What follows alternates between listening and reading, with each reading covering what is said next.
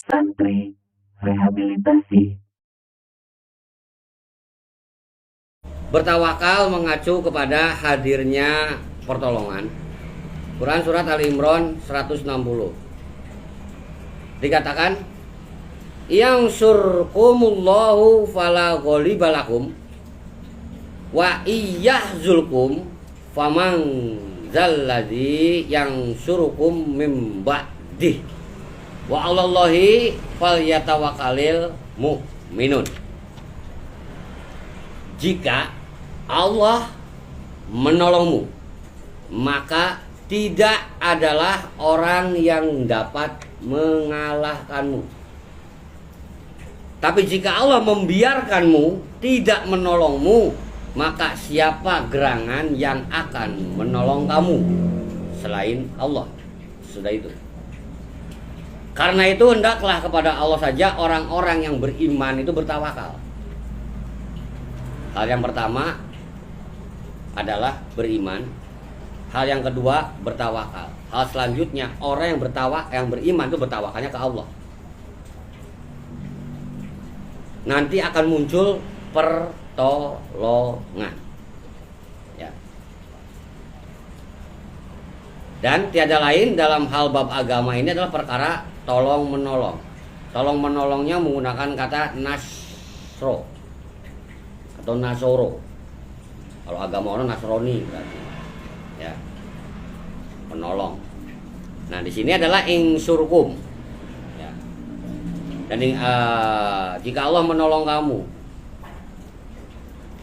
Pemaknaannya dalam hal ini para semuanya misalkan mengacu kepada ayat, ya. Intang surullaha yang surkum wa yusabit aqdamakum. Jika engkau menolong agama Allah, maka Allah akan menolongmu dan akan meneguhkan kedudukanmu. Asik kan? Engkau hanya menolong agama Allah, nanti Allah akan menolongmu dan meneguhkan, mengkukuhkan kedudukanmu. Double dapatnya. Nah, ini maksudnya nih. Ya. Maksudnya dari pemaknaan ayat ini, ya, Allah menghadirkan agama untuk tegak di ini alam dunia. Kenapa? Karena ada yang akan merobohkan agama, yaitu orang-orang yang enggan beragama.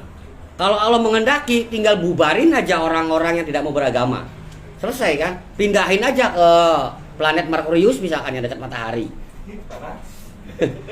Ya. Kenapa? Allah harus mati-matian dalam hal ini adalah sampai menurunkan Quran Nabi untuk orang beragama. Sementara ada perlawanannya orang yang tidak mau beragama. Ini bukan semata-mata untuk keistimewaan Allah, bukan. Ya, Allah nggak perlu seperti itu. Ini justru fokusnya adalah bumi tempat tinggalmu ini biar umurnya panjang. Biar engkau maslahat, nyaman tinggal di alam dunia. Walaupun sudah ditakdirkan nanti akan kiamat. Dan itu kan nanti setelah nggak ada iman di alam dunia, kiamat. Tapi selagi masih ada orang yang beriman, yang masih ada adzan lah, gak masih begitu, nggak akan kiamat, tenang aja. Jangan percaya sama orang-orang yang berita-berita hoak. Kiamat sudah dekat, nggak nyampe 1500, bohong. Yang kiai masih banyak, habib masih banyak, istighosan masih banyak, istighfar sholawatan masih banyak, yang adzan masih banyak, berjamaah di masjid masih banyak, santunannya tibiatu masih banyak.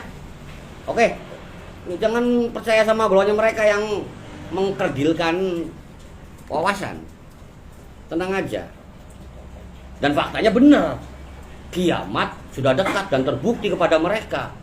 Kiamat golongannya mereka, izinnya dicabut, orang masa dibubarin, kiamat tuh. Bener ya? Bener ya ternyata. Dalam hal pemaknaan, ya, termasuk dalam hal ini kenapa kita harus menegakkan agama, ya, karena untuk diri, untuk keselamatan diri, baik di dunia maupun di akhirat. Kita tidak mungkin bisa beragama, maka kita harus berteladan kepada ulama sebagai pewaris Nabi. Ya, berteladan kepada ulama sebagai pewaris Nabi, hormati, muliakan.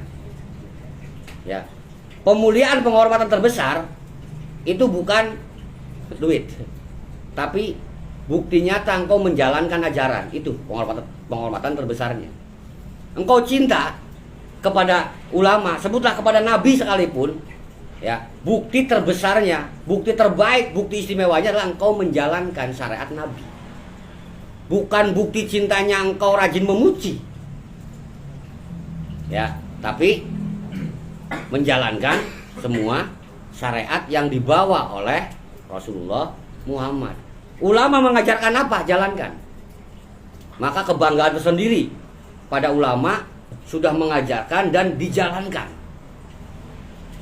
Ini sih diajarkan, minta kebarokahan, ya, berterima kasih puluhan juta, ngasih mobil, ngasih motor, tapi di rumah tetap berantem, tetap jelek kelakuannya, nggak beradab, nggak berakhlak, nakal mulu, jahat sama orang, melototin orang mulu. Nah ini maksudnya apa? Ya, yang jadi gurunya kecewa pasti ngelihat anak muda seperti itu. Ya, kenal nggak sama si Anu daerah Ono? Oh iya, itu kan muridnya Anu. Brengsek loh. Dia itu meteng-teng terus, nggak pernah nunduk muka, nggak pernah nunduk mata. Mereka dia itu, ya, sombongnya minta ampun.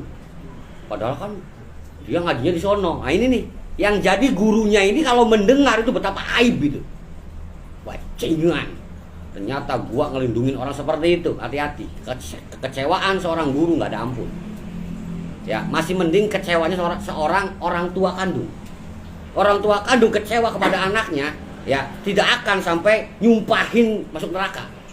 Pasti yang enggak setidaknya ya moga-moga dapat hidayah, moga-moga ditunjukkan, ya.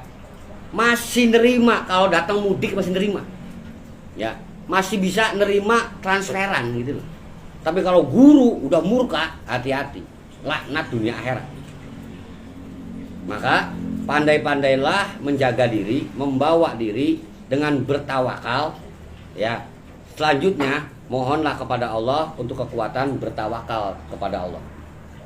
Nanti akan banyak-banyak pertolongan, ya, dan juga akan banyak-banyak karunia yang didapat oleh kita. Dalam hal pemaknaan yang terakhir, para putra semuanya, Asy-Syura ayat 10. Wa mahtalaftum fihi min syai'in fahukmuhu ilallah. Zalikumullahu rabbi alaihi tawakkaltu wa alaihi unib. Yakni tentang suatu apapun kamu berselisih, maka hukmunya, keputusannya itu ada pada Allah. Itulah Allah Rabbku, hanya kepadanya lah aku bertawakal dan kepadanya lah aku kembali. Bukan hanya urusan keperluanmu saja. Ingin apa yang terbaik itu sudah pasti Allah yang mengatur. Tapi ternyata dalam hal engkau berkehidupan berselisih, ya, sebutlah masalah waris saja, ya kan? Ya begini, adatnya begini. Jika itu baik silahkan, tidak masalah. Tapi jika terjadi perselisihan, ya, maka ambillah hukum tertinggi, yaitu hukum Allah. Ini nih, udah final nih. Mau kecewa mau tidak, sudah mengambil hukum Allah pasti berkah. Ya warisan bagi adil aja, toh sama-sama anak kok. Perempuan ya dapat bagian, laki-laki dapat bagian, samain aja sama-sama anaknya. Seolah-olah bener kan?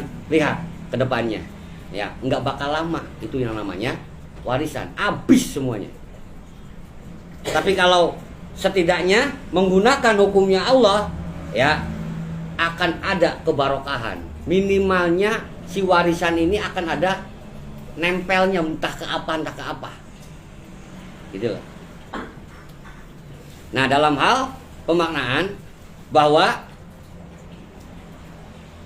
zalikumullahu rabbi, bahwa yang demikian itu adalah Allah Rabbku. Nah, dimaknai yang mempunyai keputusan dalam hal menengahi perselisihan itu hukum-hukumnya Allah, bahwa zalikumullahu rabbi, itulah Allah Rabbku. Ya. Kepadanya lah aku bertawakal. Nah, berarti ke Allah dan ke Rob. Rob berarti rububiyah, urus saja dengan kepengurusan alam. Alam terurus, terpelihara. Sementara Allah ya itu mempunyai ilah, mempunyai hukum. Tuhan yang berupa aturan main itu namanya ilah. Bagaimana kita akan bertuhan kepada Rob, akan bertuhan kepada alam yang terpelihara ini, ya, atau kita akan menciptakan kepemeliharaan terhadap alam, itu sangat tidak mungkin apabila tanpa aturan. Sehingga erat kaitannya dalam hal kita menjalani tugas sebagai khalifah bumi agar alam ini teratur, ya, Rob alamin atau alal alamin ini terurus, terjaga pakai aturan Allah, yaitu pakai ilah. Nanti akan banyak takjub, akan banyak bersyukur, akan banyak maslahat.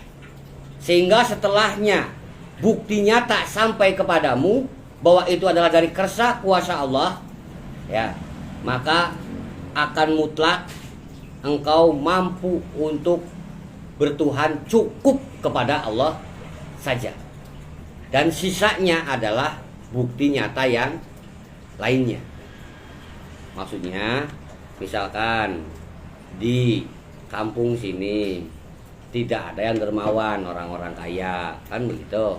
Engkau usul ke Allah karena engkau bertawakal, beriman, bertakwa. Ya Allah, jika engkau berkenan, izinkan aku kaya ya Allah. Saya ingin dermawan di tempat ini, sebab banyak orang-orang kekurangan ini sengsara mereka ya Allah. Orang-orang kaya si haji ini brengsek semua ya Allah. Ya, izinkan saya kaya. Kan begitu.